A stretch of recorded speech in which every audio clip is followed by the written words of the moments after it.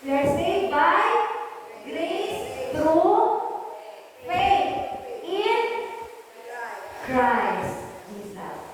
Yan po yung program. Ang dapat nating panampalatayaan ay ang natapos na gawa ni Kristo sa krus ng Kalbaryo. Wala nang iba.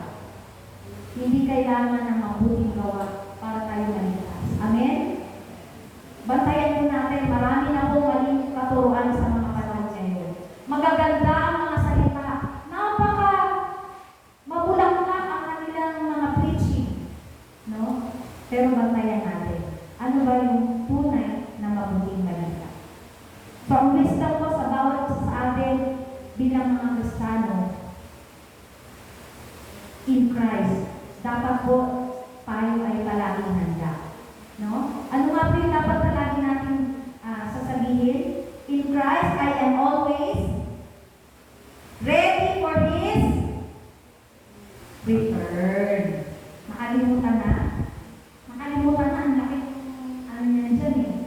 Sinulat natin, di ba? In Christ, I am always ready for His return. Itignan natin, in Christ, I am always ready for His return. Totoo bang in Christ, you're always ready for His return? Amen? Let's give a clap of praise for the Lord.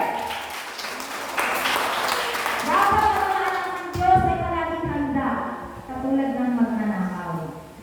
Katulad, inahalin tulad ang pagdating ng Panginoon sa isang magnanakaw. Hindi mo magsasabi sa akin ang Diyos, anak, bukas babalik na ako.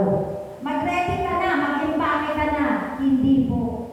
Wala pong paghahandang ganun. Spiritual na paghahanda tayo ngayon.